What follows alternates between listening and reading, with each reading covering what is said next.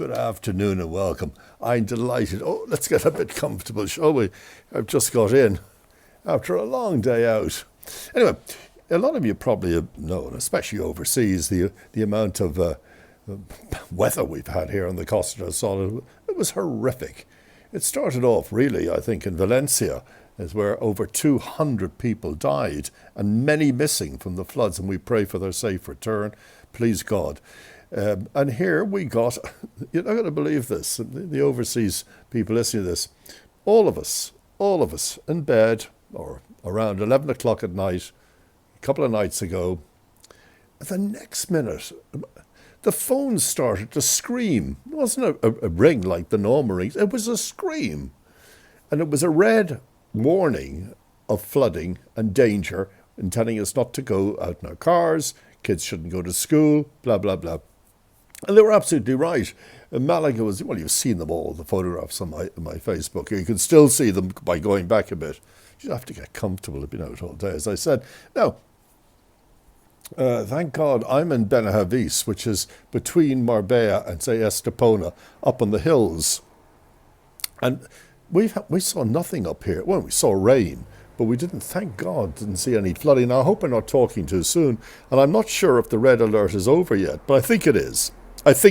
Anyway, you're very welcome. I'm delighted you've joined me today. Now, the story I'm going to tell today, and I publicised it, and I only remembered it not so long ago, and I thought, well, I'll share this with you. I was doing a program, you know, for those who don't know my radio shows, what they were radio interviews. I'm an interviewer. I'm not a disc jockey. Oh, you know, if I play a good song on my show, it'll be a mistake. And I remember a woman once phoning me up and saying to me, Morris, you played that song already about an hour ago. And oh, God, I'm sorry. You know, so music is, but I love music. I'm a big fan of the Beatles. There's a new Beatle documentary out. And by the way, I'm an enormous fan of Elvis Presley. And Netflix have just launched this massive documentary about Elvis. Yesterday, it was brought out. Yesterday. Anyway, so I was doing an interview with, I found, you know, in research, we find out people and ideas of people we want to interview. And this was a soldier, an American soldier, a serving soldier, who ran a sort of a hobby, a record company called The Fallen. The Fallen. I just can't remember his name. Called The Fallen. And the idea was, you know, there's thousands, hundreds of thousands of Americans in the military, whether they be whether they be soldiers, whether they be in the Navy, whether they be in the Air Force. There's hundreds and hundreds of thousands. But many of them, or not many, yes, a lot of them are musicians. If you take when Elvis was in the army, he was a musician. And he decided to bring recording equipment to some of these big camps he was in, and he records them, and he makes CDs, and he puts them out on the market. I thought it was a wonderful idea, so I thought I'd interview him. So I got him on the line, and we're chatting away. And after the interview, I was inspired by an idea, and I'm going to share it with you. And you're going to be able to see it. It's not just talk. I'm going to share it with you, and you'll be able to see it. Now, you know, I'm a fan of all these big talent shows. In fact, I ran my own one down here, the Wow Factor. There's the X Factor, America's Got Talent, Britain's Got Talent, and there's many other shows, The Voice, many of them. But one thing I noticed in America, first of all, the army, the Americans are so patriotic to their armed forces. I don't think the same as in England. In fact, I was told last night over dinner that the English military or the English soldiers take their uniform off when they're traveling on the train or something. But in America, they're heroes. In America, they're heroes. They passionately endorse the army. They love them. Embrace was the word I was meant to use there, not endorse, but I'm sure they're endorsed as well. And anyway, every time I noticed a soldier or a military man came out on either the X Factor or Britain's Got Talent, the crowd went wild, even before he sang. In a way, he's their hero. And I thought, wouldn't it be wonderful to produce a show based on the military, the Air Force, and the Navy? Wouldn't that be fantastic? I had these ideas. I couldn't stop thinking about it. You know, maybe the auditions could be done for the Navy on an aircraft carrier. You can imagine an aircraft carrier. And the judges could go down, Oprah Winfrey and all these people, because they couldn't really say no. And all the money raised from this show would go to the Military Benevolent Fund, for example, and the Air Force and the Army. But I loved this idea. And then I came up with even wilder thoughts. Why not have the final on the White House lawn? Oh, Jesus, nowadays Trump would love that. Now, this is a good while ago. But I'm really excited. So I phoned my guest, who has a little record. It's a very small record company called The Fall, and I told him he loved this idea, and he said he'd like to come aboard with it.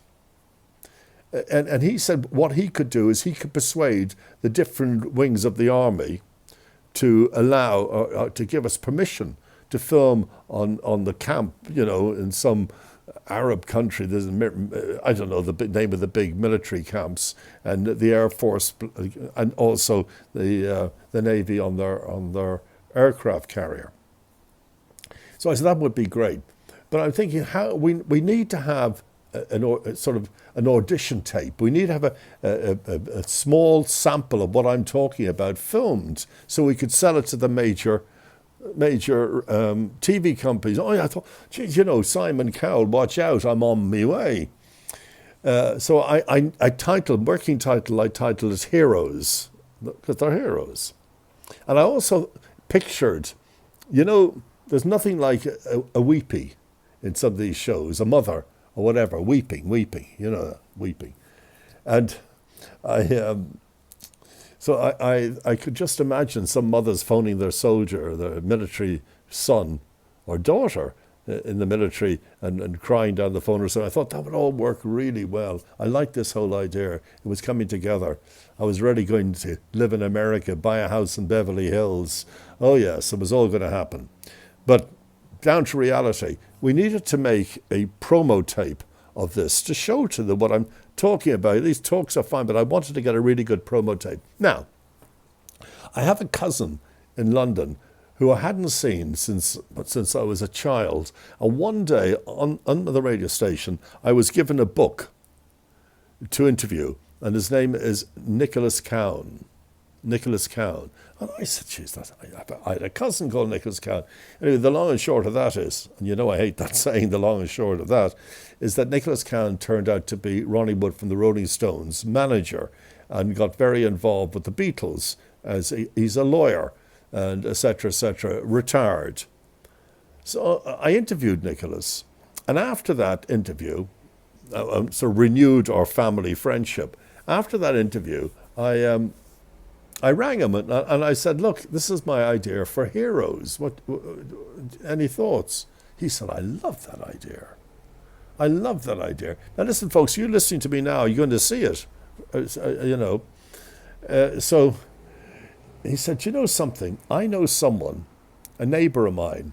He's a phenomenally wealthy retired doctor, and he loves making investments into projects, not necessarily real estate, but into projects. And he said he might very well be interested.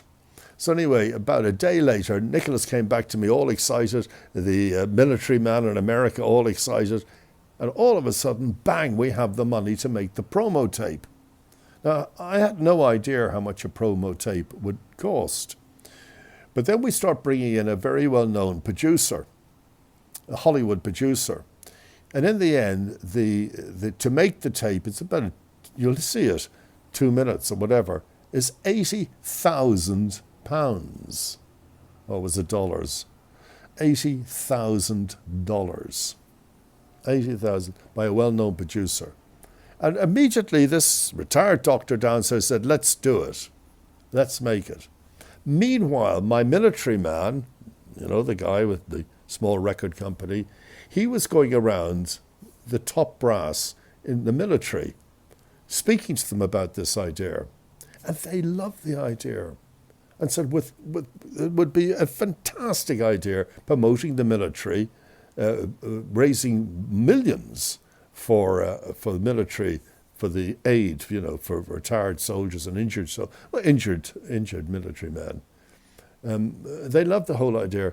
Anyway, it was all very exciting. As I say, in my mind, I'm now living in Beverly Hills, and Simon Cowell's phoning me saying, "Hey, Morris, do you want to come for dinner?" And I'm busy today, Simon, Anyway, the tape, it took a while. I think it took months to make.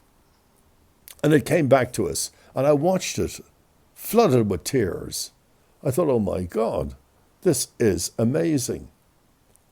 But what do we do with it? I live in Spain, Nicholas lives in London, and my military man, he's in the military.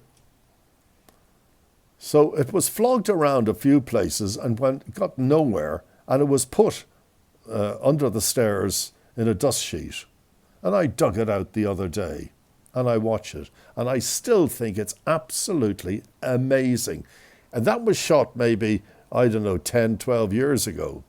But today, it doesn't make any difference. America would rise up and applaud their military. I'm talking about singers, dancers, what have you. Plenty of them in the military. And then I thought, after that show being such a great success, so I could just see, for example, in one of the desert camps, wherever they are, where the American military might be, these helicopters coming in at the beginning of the show, and out of each helicopter are the judges, like, whoever, Simon Cowell, Oprah Winfrey, out of each helicopter. And that's the way each show would start. And on the aircraft carrier, the helicopters would arrive. And I could just see all that. It was all coming together. It was going very well. And I thought, when that finished on the White House lawn, I thought, well, why not have sort of a European version of that take on the American version? So are the NATO soldiers better or more talented than the Americans? I was getting carried away. Oh, jeez, of course I was. Anyway, it went nowhere. So what I want you to do after this, I'm going to play it. It'll be in the comments section, just under this, you'll play it. And I want to know your opinion. Now, let me tell you this, I want to say this very clearly. I want you to listen to this very carefully. When you press play on this, press play on the video, not my video, the video of my Heroes, let's call it Heroes, show, wait 30 seconds or more, because it'll have a little bit of a clocky thing or something to start it, and there will be blackness then, darkness, blackness, and then the show will start. It starts with soldiers marching. So don't think nothing's going to happen. Be patient, press it and play, and just wait. It starts, I say, it's about 30 seconds, maybe even a bit more, okay? And then I'd like your opinion. It would be absolutely fantastic. And maybe, hello, Simon, are you out there? Are you listening to me? But maybe someone out there will be listening to this and say, hey, Mars, come to Hollywood, and we'll put this on NBC or CNN or what have you. Would be good, wouldn't it? Well, it's Friday down here, and I must say the weekend is here. The rains have stopped. Let's see if we can return the sun. And if you're just arriving down here, have a great time. You're living down here, have a great time. We'll all have a great time. And have a look. If you're an Elvis fan, you're spoilt when you see this new documentary has come out now on Netflix. Anyway, thanks for joining me today, and I'll see you shortly.